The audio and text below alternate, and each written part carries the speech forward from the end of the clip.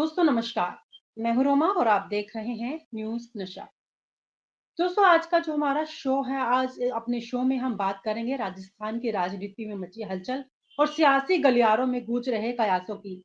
एक और मुख्यमंत्री भजनलाल शर्मा की दिल्ली में गृह मंत्री अमित शाह से मुलाकात ने राजनीतिक अटकलों को हवा दे दी है। तो वहीं दूसरी ओर पूर्व मुख्यमंत्री वसुंधरा राजे दिल्ली में पहले से ही मौजूद हैं। आखिर ये मुलाकातें महज औपचारिक है या राजस्थान की राजनीति में कोई बड़ा उलटफेर होने की आशंका है? दूसरी भी अहम खबर है, वसुंधरा राजे के काफिले में हुए हादसे को पाली में जो हुआ था, बड़ा हादसा है, होते हुए पुलिस एस्कॉर्ट गाड़ी भी पलट गई जिसमें 3 पुलिसकर्मी घायल हो गए। हालांकि राहत की बात यह है कि वसुंधरा राजे इस समय सुरक्षित है और अपने गंतव्य की ओर रवाना हो गई थी आराम से। ये दोनों ही घटनाएं बहुत महत्वपूर्ण है। आखिर इस देखना होगा कि इन दोनों ही घटनाओं के पीछे आखिर रीजन का क्या रहा होगा। इन तमाम सवालों के जो जवाब होंगे आज हमें इस प्रोग्राम में मिलेंगे और हमारे साथ मौजूद हैं राजस्थान से बीजेपी के स्पोक पर्सन। सर नमस्कार, स्वागत है आपका। नमस्ते। जी सर, जो मुख्यमंत्री भजनलाल शर्मा और वसुंधरा राजे की दिल्ली में मौजूदगी महज एक संयोग है या राजस्थान में सत्ता समीकरणों में बड़ा बदलाव होने की संभावना है? इसको आप कैसे देखते हैं, इस पूरे मुलाकात को? रोमा जी, भजनलाल जी राजस्थान के मुख्यमंत्री हैं, लोकप्रिय मुख्यमंत्री हैं और 1 साल का शासन कर चुके हैं। अभी-अभी राजस्थान में बहुत बड़ी इन्वेस्टर मीट कराई, जो ऐतिहासिक ग्लोबल इन्वेस्टर मीट रही। 35 लाख करोड़ के एमओयू हुए, जो अपने आप में एक बहुत बड़ा रिकॉर्ड है। और लगातार यहाँ की जो समस्याओं को लेकर, उनको हल करने को लेकर इस सरकार ने, भजनलाल जी की सरकार ने, मुख्यमंत्री ने लगातार 1 साल से लगातार प्रयास कर रहे हैं और बड़ी जो समस्याएं हैं वो हल भी हो रही हैं तेजी से। जो वादे किए थे चुनाव के दौरान, वो सारे के सारे वादे तेजी से पूरे हो रहे हैं। और एक मुख्यमंत्री, क्योंकि दिल्ली में केंद्र की सरकार रहती है, एक मुख्यमंत्री अपने राज्य के मसलों पर चर्चा के लिए केंद्रीय मंत्रियों से मिलता है, ये एक सामान्य घटना है और मिलना भी चाहिए जब जरूरत हो तो एक सामान्य सी बात है। उसको लेकर हम जो पत्रकार जो हैं, वो राजनीतिक अटकलें लगाने लगते हैं, अरे क्यों मिले, और बाई चांस वो नहीं मिलते तो कहते क्यों नहीं मिले। तो देखिए, हमें इन अटकलों से दूर होकर हमें ये देखना चाहिए कि सरकार क्या कर रही है, सरकार किस तरह से कर रही है। क्योंकि जो भी होना है वो तो पॉलिटिकल लीडरशिप करेगी। हम केवल मिलने-जुलने की घटनाओं को लेकर एक जनता के बीच में गलतफहमी बनाते हैं और जनता को एक गलत मैसेज देते हैं।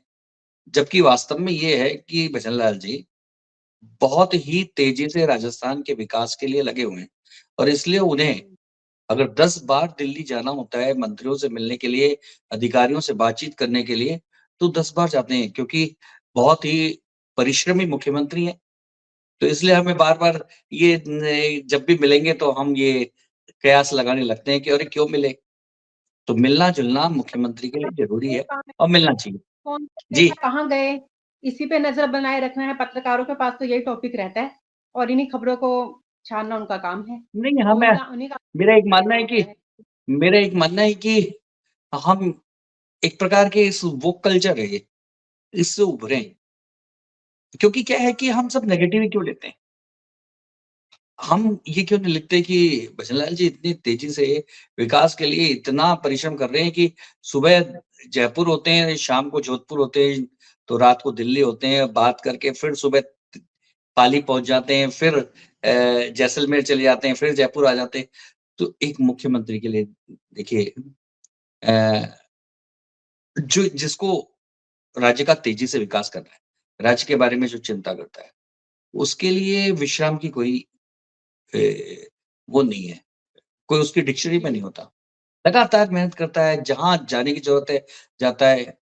तो इसलिए भजनलाल जी के इस मिलने-जुलने के इसको हमको इस दृष्टिकोण से भी देखना चाहिए कि वो तेज़ी से राज्य के मसलों को लेकर केंद्र के मंत्रियों से, केंद्र के नेताओं से लगातार मिलते रहते हैं, जिससे राज्य को अधिक से अधिक लाभ हो और उसका हो भी रहा है।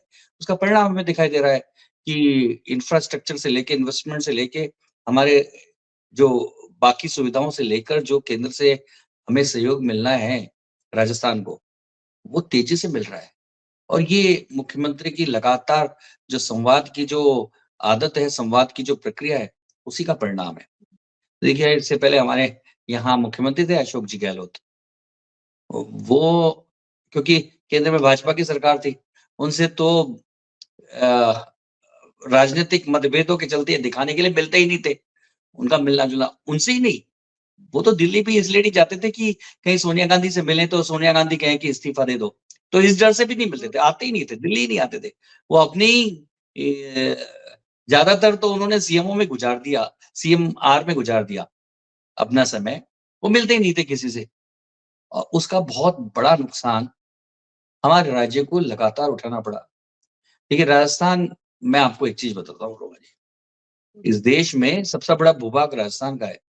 ये तो ज्योग्राफिकल है, लेकिन सब सारे के सारे मिनरल्स सर्वाधिक मिनरल्स यहीं मिलते हैं। ऊर्जा की संभावना, ऊर्जा उत्पादन की संभावना ही है। तेल से लेके, सौर ऊर्जा से लेके, पवन ऊर्जा से लेके, सारी की सारी एटॉमिक ऊर्जा से लेके सारी की सारी जो इलेक्ट्रिसिटी है वो यहाँ है। यहाँ बहुत बड़ा भूभाग है, जहाँ डेवलपमेंट की बहुत सारी संभावनाएँ हैं। शांत वातावरण है, कानून व्यवस्था बहुत ठीक है। वातावरण ऐसा है कि यहाँ 12 महीने कोई भी काम हो सकता है। इन सब परिस्थितियों के रहते हुए राजस्थान देश का नंबर 1 होना चाहिए जीडीपी में। लेकिन दिक्कत ये है कि कांग्रेस की सरकारें जब भी आई हैं, उन्होंने इस ओर ध्यान नहीं दिया, केवल कैसे ही कुर्सी बचाओ, इस पर ध्यान दिया है। लेकिन जब भाजपा की सरकार आती है और विशेषकर मैं पहली जब वसुंधरा जी की सरकार रही, तब भी एक बात, वसुंधरा जी तेज़ी से राज्य को आगे बढ़ाने के लिए हमेशा एक्टिव रहती थी। भजन लाल जी ने भी आते ही तो हम जो उनकी जो सक्रियता है, दिल्ली आने-जाने की या मंत्रियों से, केंद्रीय मंत्रियों से मिलने की जो एक सक्रियता है, उसको उसी नज़रिए से देखना चाहिए कि राजस्थान जो पिछड़ा हुआ है, उसे हमें टॉप प्रदेशों में लाना है और टॉप प्रदेश बनाना है। तो उसके लिए मुख्यमंत्री लगातार मेहनत करते रहते हैं। इतनी-सी बात है। सर, आपने अपनी चर्चा में भी एक बात रखी थी कि जो अशोक गहलोत हैं, वो सोनिया गांधी से नहीं मिलते थे। कहीं उनको इस्तीफे के लिए ना बोल दिया जाए। ये बात थोड़ा-सा आप बताएँ, ऐसा क्यों? क्या वो काम नहीं करते थे अपने राज्य में जो सोनिया गांधी उनको ऐसा बोलती, इस डर की वजह से वो उनसे मुलाकात नहीं करते थे? आपने ऐसा क्यों कहा? अरुणा जी, आप जानती हैं कि कांग्रेस शासन के दौरान सत्ता का किस तरह का संघर्ष हुआ था अशोक जी और सचिन पायलट के बीच में। यहाँ तक कि सचिन पायलट अपने ग्रुप को लेके मानेसर में जाके उन्होंने लंबे समय आश्रय भी ले लिया था।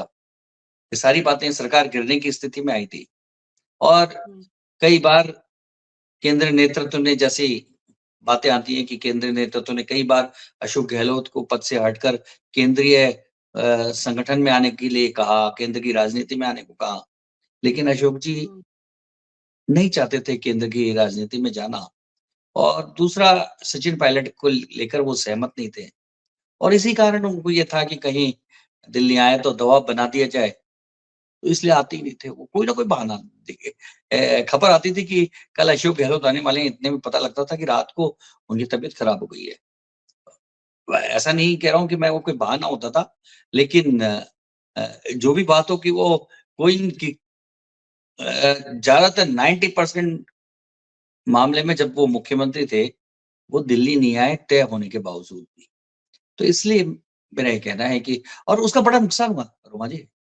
देखिए राजस्थान को बहुत नुकसान उठाना पड़ा कि हमें केंद्र के नेताओं के साथ, केंद्र के मंत्रियों के साथ, केंद्र की सरकार के साथ, केंद्र के अधिकारियों के साथ अगर मुख्यमंत्री और राज्य की सरकार का हुँ, तालमेल नहीं होता है, तो फंड से लेकर और हमारी योजनाओं में हमारी भागीदारी सब घट जाती है और उसका दुष्परिणाम बिल्कुल, होता है जल जीवन मिशन में जहाँ जल जीवन मिशन राज्य के लिए एक जीवन रेखा थी बिल्कुल, और अगर राज्य ने उस गहलोत की सरकार के दौरान बहुत तेज़ी से काम किया होता, तो राजस्थान बहुत तेज़ी से आगे बढ़ गया होता क्योंकि पानी हमारे लिए एक बहुत ज़रूरी चीज़ है। बहुत लेकिन ज़रूरी देखिए है। जल जीवन मिशन में भ्रष्टाचार हुँ, रिकॉर्ड हुआ। वो देश में सबसे बड़ा भ्रष्टाचार का रिकॉर्ड तो ज़रूर बनाया, लेकिन जल जीवन मिशन की जो सफलता है, वो बहुत धरी रह गई। ना हमें एक्स्ट्रा अलॉटमेंट हुए। छोटे-छोटे राज्य, जी। हिमाचल, उत्तराखंड, छोटे-छोटे राज्य, उन्होंने 100% लक्ष्य को पूरा कर लिया और एक्स्ट्रा अपना अलॉटमेंट भी कराया। लेकिन राजस्थान जो इतना बड़ा राज्य जिसकी ज़रूरत भी बहुत थी, वो पीछे रह गया। तो ये दर्द भी है राजस्थान के लोगों में कि हमारा नेतृत्व क्यों निष्क्रिय रहा, जब तेज़ी से आगे बढ़ने की ज़रूरत थी। तो इन्हीं सभी बातों को जानते हुए, क्योंकि भजनलाल जी लंबे समय से कार्यकर्ता के रूप में ही रहे हैं, तो उन्हें जन-जन की बात का एक-एक पता है, जनता क्या चाहती है और इसलिए लगातार सक्रिय रहते हैं, लगातार अपनी एक्टिविटी में रहते हैं। इसका भले ही कोई दूसरा अर्थ निकालता रहे, लेकिन वास्तव में इसका राजस्थान को फ़ायदा हो रहा है। और आप हमसे जुड़े रहने के लिए सब्सक्राइब करें YouTube पर, फॉलो करें Twitter पर और लाइक करें Facebook पर। और ज्यादा जानकारी के लिए आपको टाइप करना होगा सिर्फ न्यूज़ नशा।